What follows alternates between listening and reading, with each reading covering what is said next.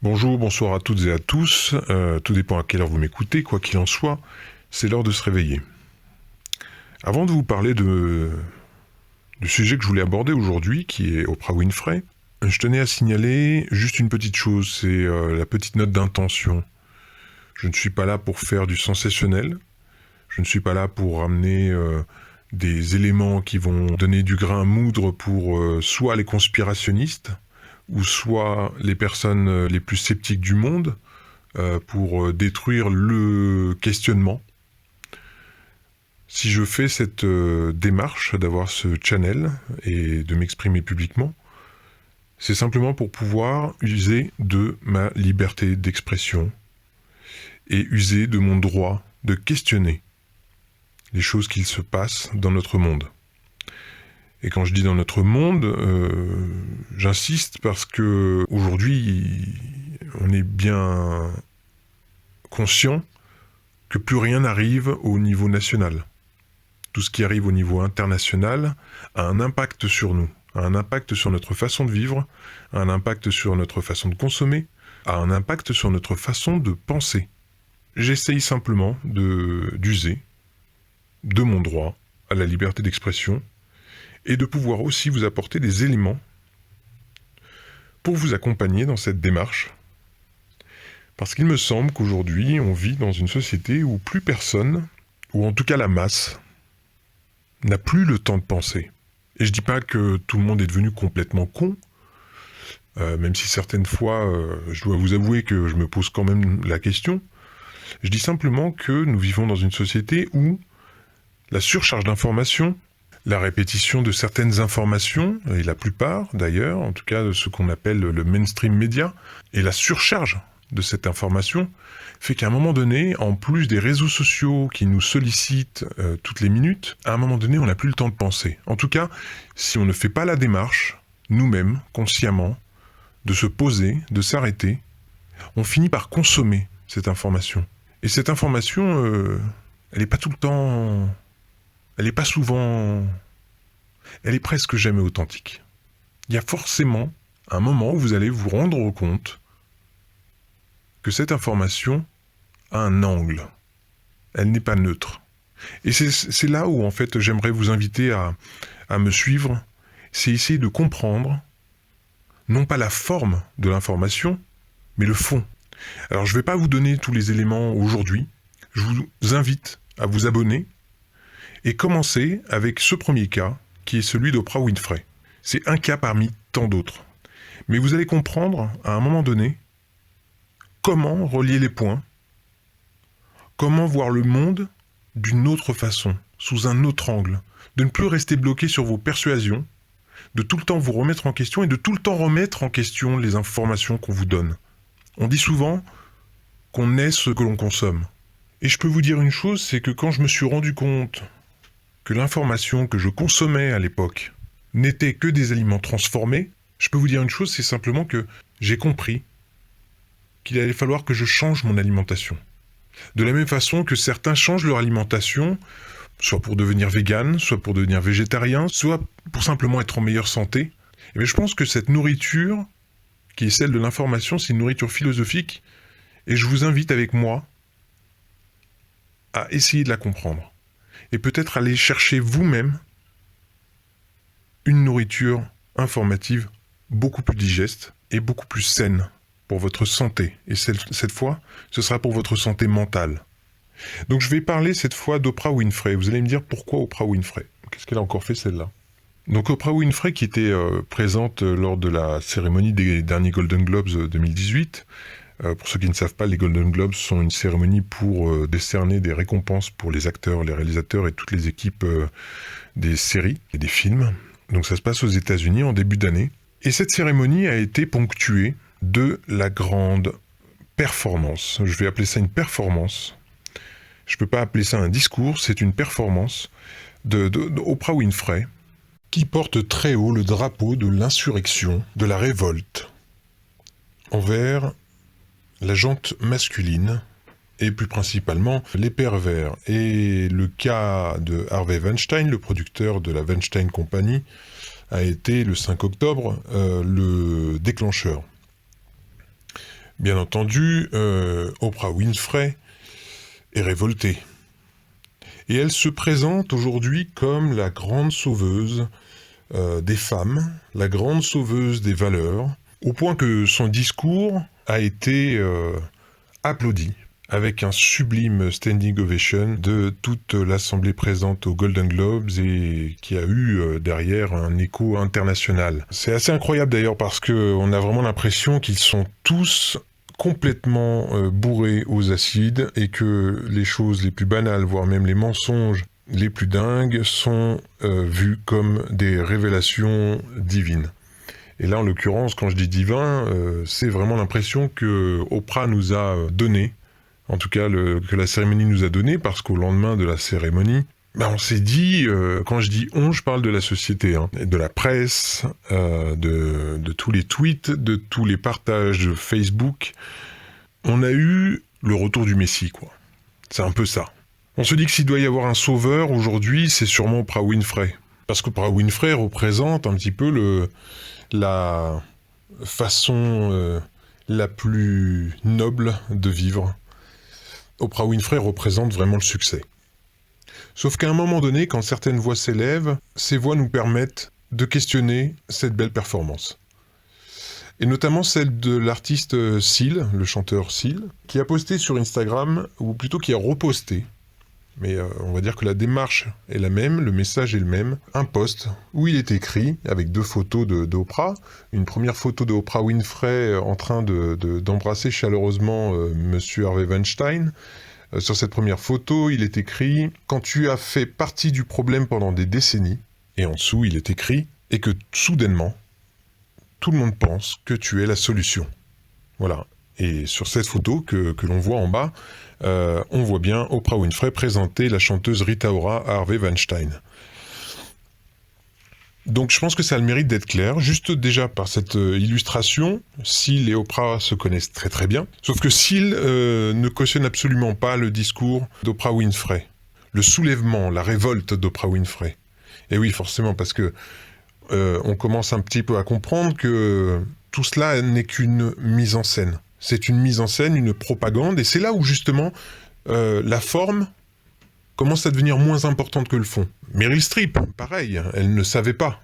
Elle était complètement choquée quand elle a appris pour Harvey Weinstein, celui avec qui elle a travaillé pendant de nombreuses années. Et quelle a été son excuse à Meryl Streep quand on lui a dit qu'elle est restée silencieuse après cette affaire qui a démarré le 5 octobre 2017 ? Elle répond qu'elle n'a pas Twitter, qu'elle n'a pas Facebook, et donc du coup, elle n'a pas fait de communiqué par rapport à Harvey Weinstein. Mais bien sûr, fous-toi de notre gueule. Et Meryl, putain, j'adorais ton talent, je l'aime toujours ton talent. Mais je dois t'avouer que regarder un film avec toi, aujourd'hui, ça me reste un petit peu en travers de la gorge. Mais le problème, c'est ce qu'on me dit tout le temps, c'est qu'aujourd'hui, si tu devais t'arrêter à ça, tu ne regarderais plus aucun film. Et je pense que les gens qui me disent ça ont raison. Mais quand même, c'est toujours bien de savoir. C'est toujours bien de savoir qu'on se fout de notre gueule. Meryl, tu t'es bien foutu de notre gueule aussi. Parce que tu as quand même participé à toute cette grande propagande féministe. Et je reviendrai sur le terme féminisme parce que je ne voudrais pas que les dames qui écoutent mes propos pensent que je suis misogyne. Absolument pas. Au contraire, je pense être un féministe, mais je pense être un vrai féministe. Mais j'y reviendrai plus tard et peut-être même que ça sera l'occasion d'une autre vidéo. Donc Meryl Streep, juste, si tu devais fermer ta gueule, ferme ta gueule définitivement, parce que là, on est dans l'hypocrisie la plus totale. Oprah Winfrey connaissait très très bien Harvey Weinstein. Oprah Winfrey était une amie d'Harvey Weinstein. Elle a passé de nombreuses années à fréquenter Harvey Weinstein. Et il n'y a pas besoin de fréquenter Harvey Weinstein pour savoir que c'était un enculé. Il n'y a pas besoin. Hollywood, c'est une famille. Et tout se sait. Tout ne se dit pas, tout ne se rapporte pas sur la place publique, mais tout le monde sait ce qui se passe à Hollywood. Sur cette vidéo, je ne vais pas parler notamment des réseaux pédophiles, c'est pas le sujet. Mais croyez-moi, je vais en parler également. Mais là, vraiment, je m'attarde sur Oprah Winfrey, qui connaissait très bien Harvey Weinstein et qui connaissait également sa réputation. et qui a passé de nombreuses années à le soutenir, à l'enlacer, à l'embrasser. Elle était tout le temps avec lui durant des décennies. Elle savait. Alors qu'on ne vienne pas me faire croire qu'Oprah Winfrey devient d'un coup la grande sauveuse de l'humanité et d'un coup d'avoir un rôle totalement légitime dans ce combat pour les femmes. Parce que si Oprah Winfrey était si investie dans le combat pour les femmes, elle se serait réveillée avant. Et là, on essaie de comprendre, mais que se passe-t-il, Oprah? Qu'est-ce qui t'arrive? Pourquoi te mettre comme ça sous la lumière, alors que, quand même, il y a du dossier derrière, tu savais qui était Harvey Weinstein. Mais ce que vous allez voir dans les prochains mois, c'est voir petit à petit Oprah Winfrey commencer à investir dans l'inconscient des gens la place potentielle de la présidence des États-Unis. Alors bien entendu, vous pouvez rouler des yeux, vous pouvez souffler en vous disant « mais il va pas chercher un peu trop loin, ce mec-là, il est complètement taré. Oprah Winfrey, présidente des États-Unis. Pourquoi pas Jay-Z ?» Mais vous verrez, bientôt, qu'Oprah Winfrey va devenir de plus en plus importante dans le système médiatique. Et pas seulement par rapport à ses émissions, mais elle va rentrer maintenant dans l'arène politique. Bien entendu, elle le fait aujourd'hui avec une grande modestie, c'est-à-dire qu'elle ne va pas dire « je me présente ». C'est-à-dire qu'on est en train d'injecter dans l'inconscient des gens, dans le subconscient des gens, l'idée que Oprah Winfrey serait un rempart efficace contre le parti conservateur et notamment contre la figure monstrueuse qu'est Donald Trump. Alors vous allez me dire, ça paraît un peu gros comme ça. Sauf que il faut essayer de comprendre la façon dont les mécanismes se mettent en place à chaque fois, et c'est à chaque fois la même chose. C'est pour ça que j'utilise souvent le terme de répétition, la répétition. Et souvent ça se passe à travers les médias. Vous voyez qu'il y a un véritable schéma qui se répète encore et encore. Donc vous verrez que les prochaines années vont servir, en tout cas jusqu'à 2020, vont servir à mettre en scène Oprah Winfrey en tant que femme politique et potentielle présidente des États-Unis. Et ça, c'est la grande blague.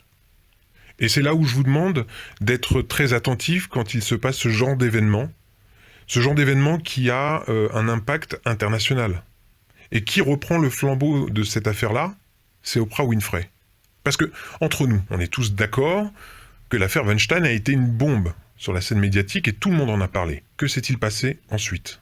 Où sont les charges contre Harvey Weinstein? Où sont les charges contre l'acteur Kevin Spacey, révélé comme pédophile? Est-ce que c'est simplement un scandale? Ou est-ce qu'on est sur une affaire sérieuse? On parle de Kevin Spacey, l'acteur que beaucoup de personnes, et notamment moi, apprécient énormément, qui s'avère être un pédophile notoire en plus, notoire dans le milieu. Est-ce que la police les a appréhendés? Absolument pas.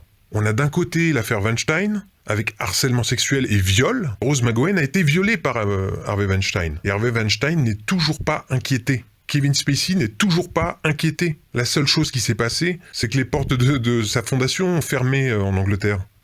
Mais je ne vais pas terminer le cas Oprah Winfrey sur juste là-dessus. Parce que je trouve que c'est intéressant de voir que Oprah a quand même quelques dossiers qui restent enfouis dans certains articles sombres de son passé. Et notamment notre grande philanthrope Oprah Winfrey qui a ouvert une école en Afrique du Sud pour les jeunes filles pauvres. Eh bien cette école, elle a été entachée d'un gros scandale. Un gros scandale de pédophilie et d'abus sexuels. Et ça c'est des faits. À un moment donné, il y a eu une douzaine d'enfants de cette école qui sont allés voir la police pour signaler des abus sexuels. D'abord, celle qui a été inquiétée, c'était la directrice de l'école et on a appris que ces filles étaient abusées sexuellement. Je reviendrai également dessus. Vous verrez que petit à petit, je vais vous aider à relier les points. C'est souvent dans ce genre d'organisme à but philanthropique que se passe ce genre de choses et c'est souvent ces célébrités qui se retrouvent à aider les plus désœuvrés, qui se retrouvent entachés par des scandales, et la plupart du temps sexuels. Donc cette école, qui a été fondée avec 40 millions de dollars, comme un cadeau pour les petits enfants pauvres d'Afrique du Sud, il y a une salle de yoga et un salon de beauté. Parce que Oprah Winfrey considère qu'une petite fille doit être belle. Et d'ailleurs, c'est ce qu'elle dit Si vous êtes entouré de belles choses et de professeurs formidables qui vous inspirent, alors la beauté fait ressortir la beauté qu'il y a en vous. Ces gamines ont entre 9 ans et 13 ans et elles ont un salon de beauté dans cette école, d'accord ? Où elles peuvent se faire maquiller, coiffer, etc. pour être belles. Donc après les plaintes de cette douzaine de filles, la directrice de l'école a été inquiétée, elle a été arrêtée. Oprah s'est offusquée, elle était révoltée, comme elle sait bien le faire, et c'est là où c'est intéressant.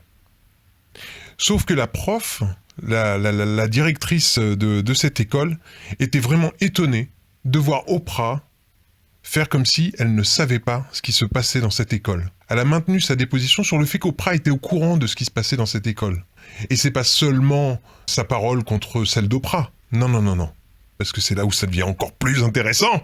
Elle dit qu'elle ne sait pas si elle pourra pardonner un jour Oprah, en gros de lui avoir tendu ce piège. Parce que quand Oprah a commencé à montrer du doigt cette directrice en disant que c'était une pédophile, etc., cette directrice d'école a porté plainte contre Oprah Winfrey pour diffamation, en disant qu'elle ne sait pas si elle pourra lui pardonner un jour. Et suite à cette plainte de cette directrice envers Oprah pour diffamation, Oprah Winfrey a fait le voyage jusqu'en Afrique du Sud, et vous savez ce qui s'est passé ? La directrice a été relâchée, l'histoire s'est terminée sur un arrangement entre les deux, donc un arrangement financier.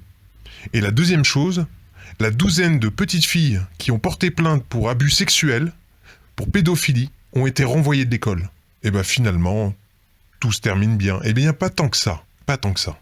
Parce que quelques années plus tard, 2 ans plus tard, pour être précis, et là je vous demande de bien vous accrocher, on apprend qu'une fille de 17 ans a été amenée à l'hôpital en urgence parce qu'elle avait des saignements importants.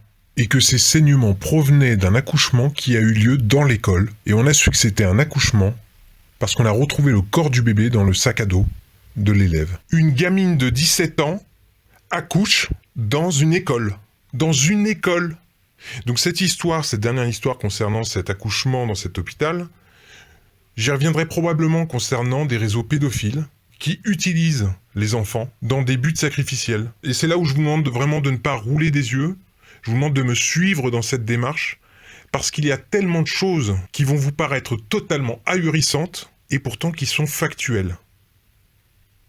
Et cette école, qui a déjà 3 cas d'abus sexuels, ou...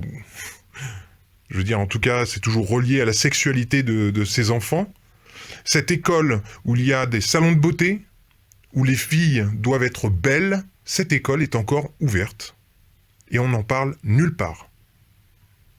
Donc il y a un moment donné, c'est là où je vous demande de commencer avec moi à relier les points, et je vous assure que ça va vous terrifier.